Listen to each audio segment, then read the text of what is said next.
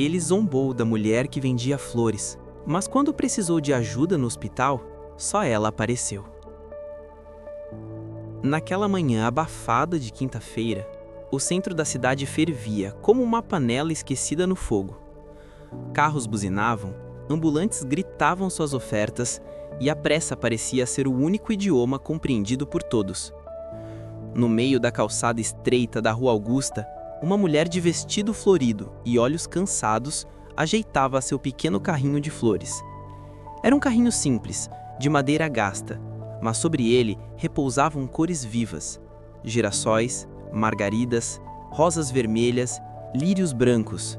Um jardim ambulante em meio ao concreto. Ela se chamava Dona Lúcia. Tinha 62 anos, mãos marcadas pelo tempo e um sorriso que resistia ao cansaço. Chegava todos os dias às 6 da manhã, antes mesmo das lojas abrirem, e ficava até o fim da tarde, vendendo flores para quem ainda acreditava em gestos pequenos. Naquela manhã, ela estava distraída, separando os buquês, quando um homem de terno escuro e gravata vermelha passou apressado. Ele falava alto ao telefone, gesticulando com impaciência. Parou por um instante ao lado do carrinho, não para comprar, mas porque alguém do outro lado da linha parecia ter dito algo que o irritou. "Como assim o contrato não foi assinado?" vociferou. "Eu avisei que era prioridade. Não me venha com desculpas, resolva isso agora." Dona Lúcia, sem querer, olhou para ele, não por curiosidade, mas por instinto. Era difícil ignorar alguém que parecia carregar o mundo nos ombros e ainda assim tratá-lo como se fosse um brinquedo quebrado. O homem percebeu o olhar e, talvez por estar de mau humor, talvez por puro desprezo, lançou-lhe um comentário seco. "Tá olhando o quê, senhora? Vai me vender flor ou me julgar?" Ela, sem perder a calma, apenas sorriu. "Bom dia, moço. Não julgo ninguém. Só achei que o senhor parecia precisar de um pouco de paz." Ele riu, um riso curto e debochado. "Paz? A senhora acha que paz se compra com flor? Isso aqui é São Paulo, minha senhora. Paz é para quem tem tempo, e eu não tenho." E foi embora, sem esperar resposta. Dona Lúcia voltou ao seu trabalho. Já ouvira coisas piores. Já fora ignorada, empurrada, esquecida. Mas sempre voltava no dia seguinte, porque para ela, vender flores era mais do que vender flores. Era oferecer um instante de beleza num mundo que andava apressado demais para notar. O homem da gravata vermelha chamava-se Caio Brandão. Tinha 38 anos. Era diretor financeiro de uma grande incorporadora e vivia como se o tempo fosse um inimigo a ser vencido. Morava em um apartamento de cobertura, dirigia um carro importado e almoçava em restaurantes onde o garçom já sabia seu nome. Para muitos, era um exemplo de sucesso. Para ele mesmo, era apenas alguém que ainda não tinha chegado onde queria. Caio não acreditava em gentilezas. Achava que o mundo era uma disputa constante, onde quem parava para ser gentil acabava atropelado. Crescera ouvindo do pai que homem de verdade não chora, não pede desculpas e não pede tempo com sentimentalismo. E ele seguia esse manual à risca. Naquela semana, Caio estava especialmente tenso. Um dos maiores contratos da empresa estava prestes a ruir por causa de uma cláusula mal redigida. O cliente ameaçava romper o acordo e o prejuízo seria milionário. Além disso, sua mãe estava internada há dias com uma infecção pulmonar e ele mal tinha ido visitá-la. Dizia a si mesmo que era por falta de tempo, mas no fundo, sabia que era por medo. Medo de vê-la frágil, de encarar a possibilidade de perdê-la. Na sexta-feira, ao passar novamente pela Rua Augusta, viu de longe o carrinho de flores. Pensou em atravessar a rua para evitar a mulher, mas estava atrasado e seguiu em frente. Ela o viu, mas não disse nada. Apenas ajeitou um buquê de lírios brancos e continuou sorrindo para os passantes. No sábado, a mãe de Caio piorou. Ele foi ao hospital à noite, depois de uma reunião que se estendeu até às 9 horas. Quando chegou, ela dormia. Sentou-se ao lado da cama, em silêncio. Pela primeira vez em muito tempo, sentiu-se pequeno. Como se todo o dinheiro, os contratos e os prêmios não servissem para nada ali. No domingo, ela partiu. Caio não chorou. Organizou o velório com eficiência, como se fosse mais um projeto a ser concluído. Recebeu os pêsames com um aceno de cabeça. Voltou para casa e bebeu uísque até adormecer no sofá. Na segunda-feira, passou novamente pela Rua Augusta. O carrinho de flores estava lá, mas Dona Lúcia não. No lugar dela, uma jovem com um avental simples e olhos tristes tentava organizar os buquês.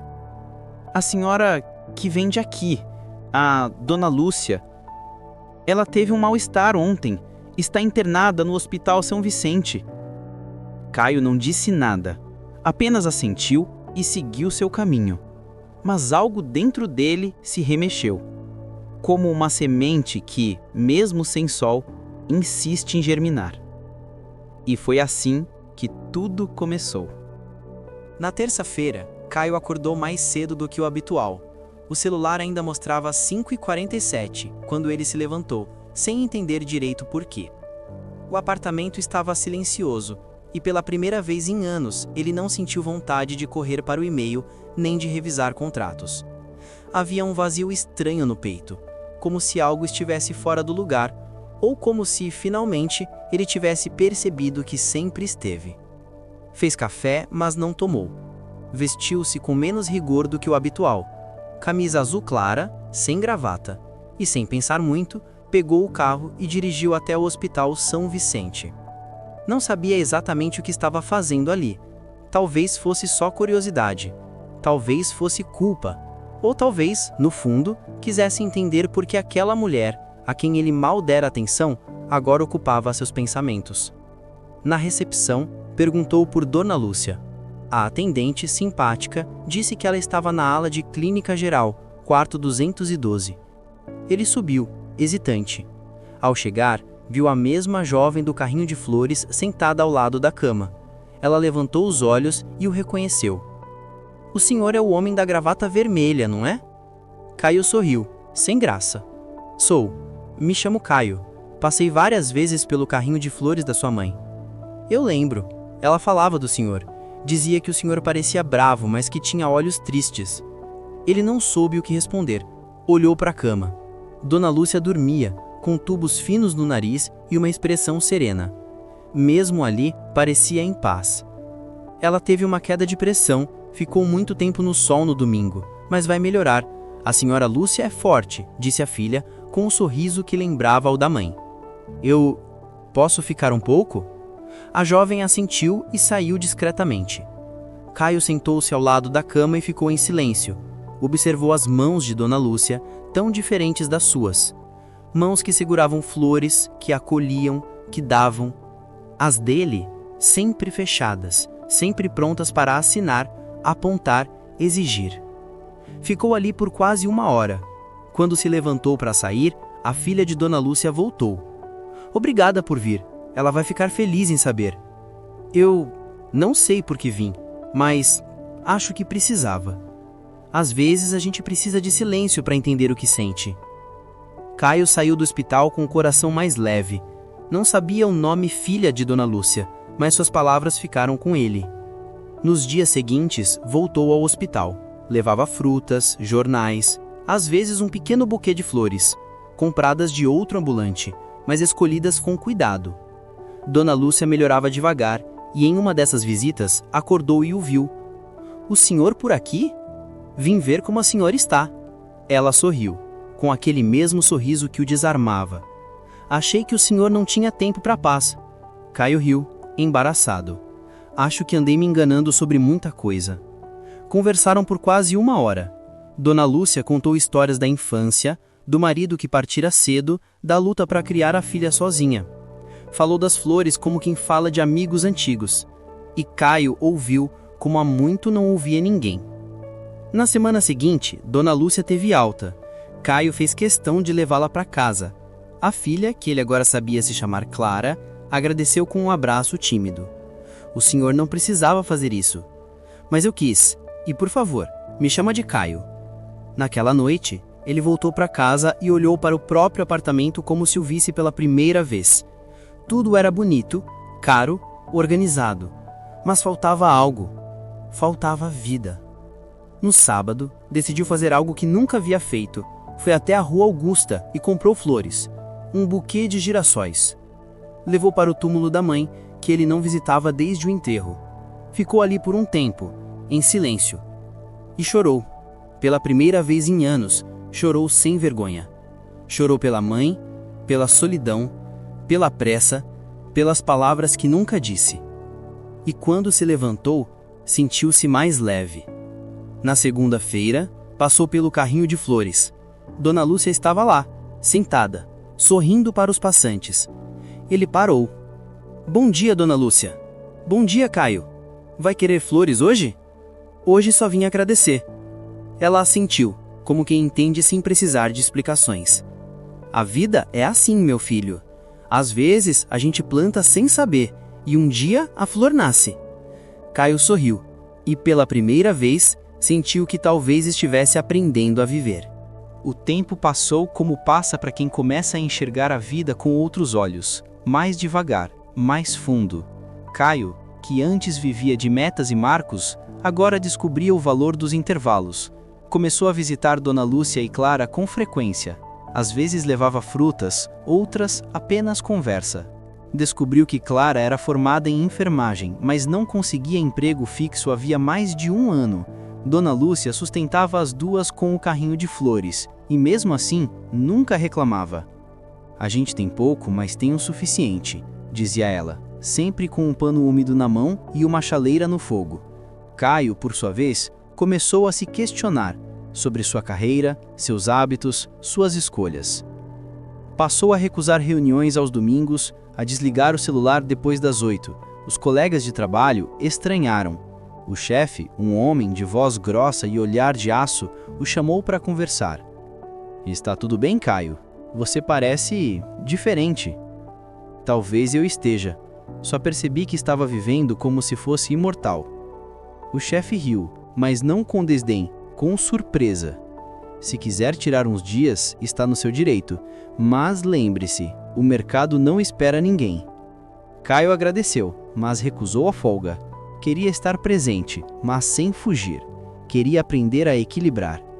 Foi então que, numa manhã de quinta-feira, enquanto tomava café com Dona Lúcia e Clara, recebeu uma ligação do hospital. O número era conhecido, mas a voz do outro lado era nova. Senhor Caio Brandão? Aqui é do Hospital São Vicente. O senhor foi indicado como contato de emergência por Dona Lúcia. Ela passou mal esta manhã e foi trazida às pressas. Está na UTI. O mundo parou por um segundo. Clara, ao ouvir a notícia, deixou a xícara cair no chão. Os dois correram para o hospital. Lá, foram informados de que Dona Lúcia havia sofrido um AVC leve, mas estava estável. Ainda assim, o susto foi grande. Na sala de espera, Clara tremia. Caio segurou sua mão sem dizer nada. Era a primeira vez que se tocavam, e naquele gesto simples havia uma aliança silenciosa. Eu não sei o que faço se ela se for, disse Clara, com os olhos marejados.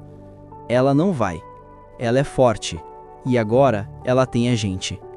Clara olhou para ele, pela primeira vez sem desconfiança, como quem vê não só um homem, mas um abrigo. Nos dias seguintes, Caio se dividiu entre o trabalho e o hospital.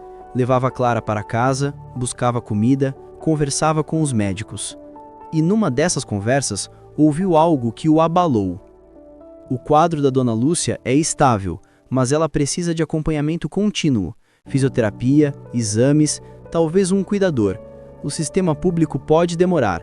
Se a família puder pagar, seria o ideal. Clara ficou em silêncio. Caio não. Eu pago, o que for preciso. Não, Caio. A gente agradece, mas não podemos aceitar. Já fez muito. Não é caridade, Clara. É gratidão. E é escolha minha. Ela hesitou, mas aceitou. Pela mãe, pela vida. Foi nesse mesmo período que Caio começou a sentir dores estranhas no abdômen. Ignorou no início. Achou que era estresse e má alimentação, mas as dores aumentaram. Um dia, durante uma reunião, teve uma crise tão forte que precisou ser levado ao pronto-socorro. O diagnóstico veio como um soco. Pancreatite aguda. Grave. Precisaria ser internado imediatamente. Caio tentou argumentar, mas o corpo não obedecia mais. Foi levado ao mesmo hospital onde Dona Lúcia estava. Clara, ao saber, correu para vê-lo. Por que não me avisou? Não queria preocupar vocês. Você não está sozinho, Caio. Não mais. Ele sorriu, fraco. Agora eu sei. Nos dias que se seguiram, Caio experimentou o que nunca havia vivido: dependência. Precisou de ajuda para se levantar, para comer, para tomar banho, e foi Clara quem ficou ao seu lado, todos os dias. Levava sopas, lia para ele, segurava sua mão quando a dor apertava. Dona Lúcia, já em recuperação, também o visitava. Sentava-se ao lado da cama e contava histórias antigas, como fazia com os clientes do carrinho de flores. A vida é engraçada, Caio. Um dia, você passa por alguém sem olhar. No outro, essa pessoa segura sua mão. Ele chorou, pela dor, pela gratidão, pela vergonha do passado. Eu fui um idiota com a senhora. Foi, mas não é mais. E isso é o que importa. Naquela noite, Clara adormeceu na poltrona ao lado da cama. Caio a observou, em silêncio, e pela primeira vez sentiu que havia encontrado algo que nunca teve: uma família. O quarto 308 do Hospital São Vicente já não parecia um lugar de dor. Havia flores no parapeito da janela, girassóis, os preferidos de Dona Lúcia, e uma manta xadrez sobre a poltrona onde Clara quase sempre adormecia. Caio, agora em recuperação, já conseguia andar com ajuda. Os médicos diziam que o pior havia passado, mas que a recuperação seria lenta. Ele, pela primeira vez, não tinha pressa. A rotina no hospital era estranhamente serena. Clara chegava cedo, trazia café e notícias do mundo lá fora. Dona Lúcia, ainda em fisioterapia, vinha quando podia. E Caio, entre exames e repouso, redescobria o valor da escuta. "Você sabia que minha mãe quase foi professora?" contou Clara certa manhã. "Não, ela nunca me disse." "Passou num concurso, mas meu pai adoeceu. Ela largou tudo para cuidar dele. Depois que ele se foi, nunca mais voltou a estudar. Disse que preferia cuidar de gente do que de papel." Caio sorriu. Pensou em sua própria mãe, que passara a vida entre panelas e silêncios. Nunca soubera o que ela sonhava. Nunca perguntara. "E você, Clara? Por que enfermagem?" "Porque eu vi o que minha mãe fez por meu pai, e porque acho que ninguém devia passar por um hospital sem alguém para segurar sua mão." Ele olhou para ela. Havia uma luz nos olhos de Clara que não vinha de ambição, mas de propósito. Era uma beleza que não se vestia de maquiagem, mas de presença. "Você é especial, sabia?" Ela riu, sem vaidade. "Não, só sou teimosa, como minha mãe." Na semana seguinte, Caio teve alta. Clara o levou para casa. Ele ainda precisava de repouso, e ela se ofereceu para ajudá-la nos primeiros dias. Cozinhava, organizava os remédios, lia em voz alta. Às vezes, apenas sentavam-se na varanda e ouviam música. Numa dessas tardes, ele a observou enquanto ela regava as plantas, e sentiu algo que há muito não sentia: paz. Não a paz de quem foge do mundo, mas a de quem finalmente encontrou um lugar onde pode ser inteiro. "Caio", começou ele, hesitante. "Você acha que a gente poderia tentar algo mais?"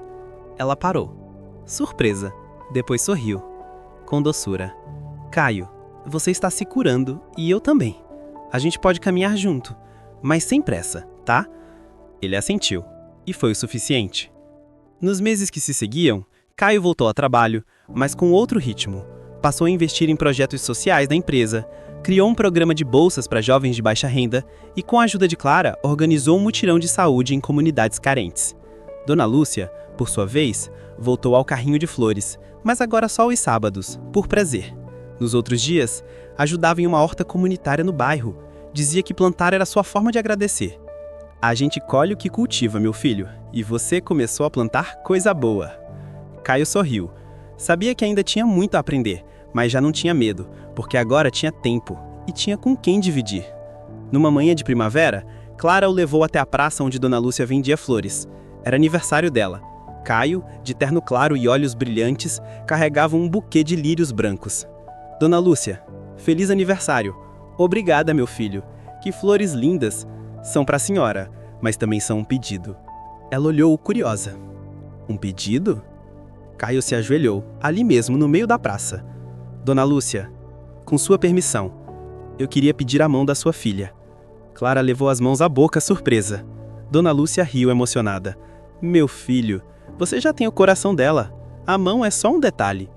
Clara disse sim, e a praça, por um instante, pareceu florescer inteira. Caio tentou argumentar, mas o corpo não obedecia mais. Foi levado ao mesmo hospital onde Dona Lúcia estava. Clara, ao saber, correu para vê-lo. Por que não me avisou?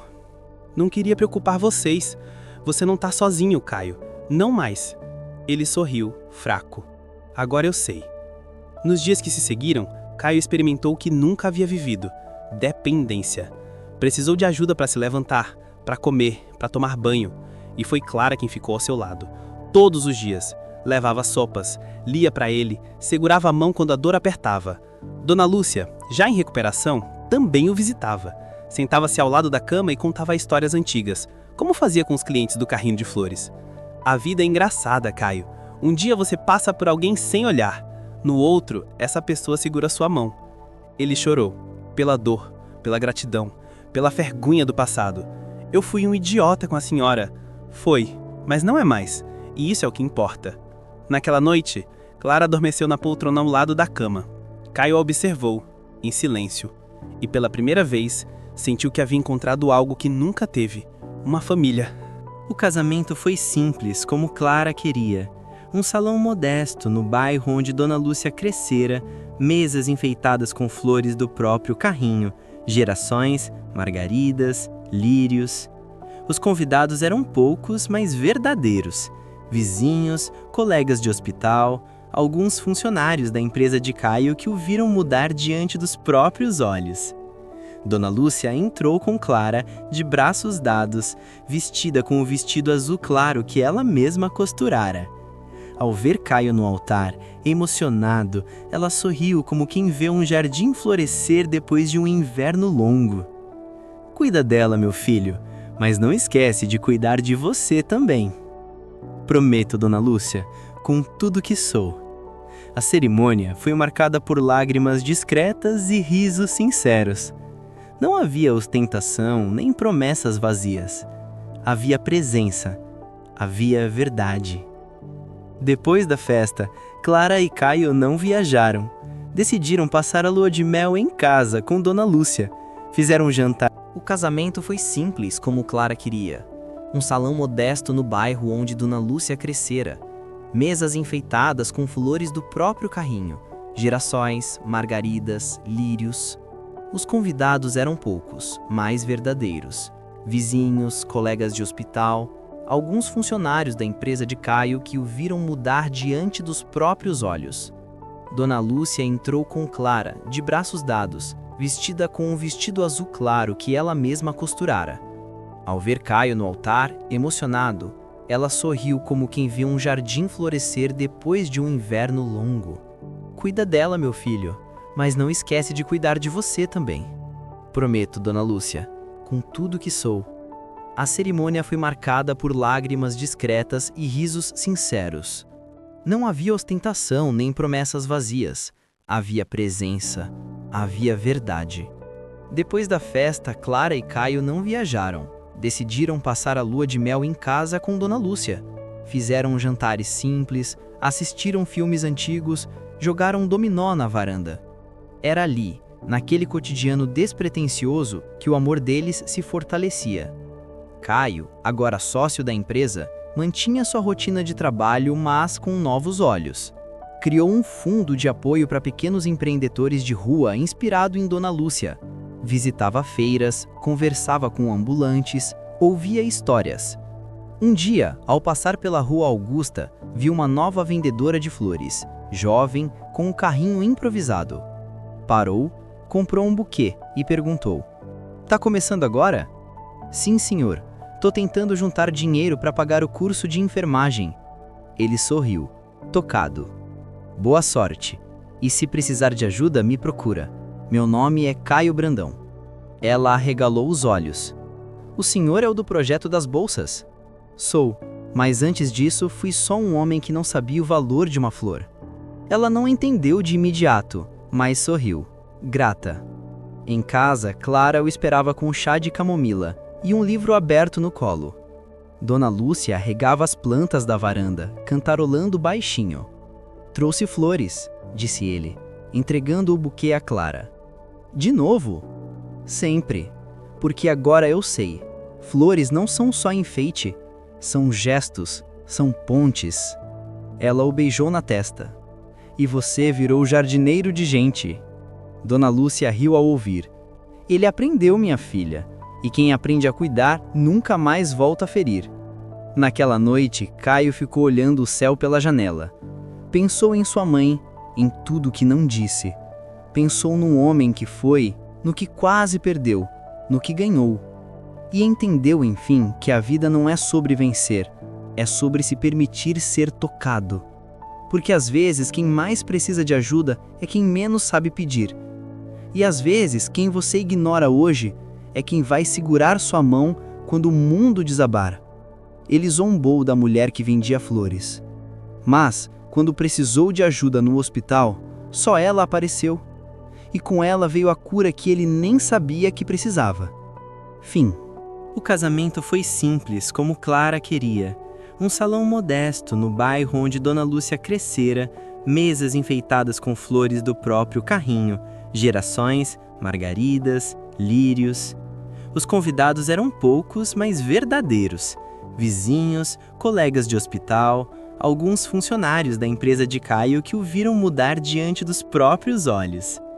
Dona Lúcia entrou com Clara, de braços dados, vestida com o vestido azul claro que ela mesma costurara.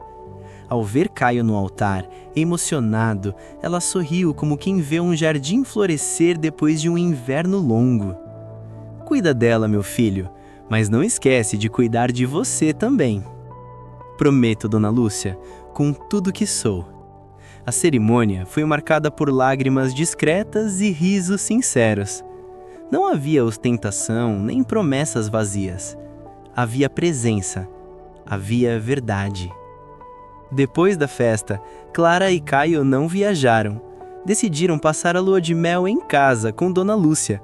Fizeram um jantar. O casamento foi simples, como Clara queria.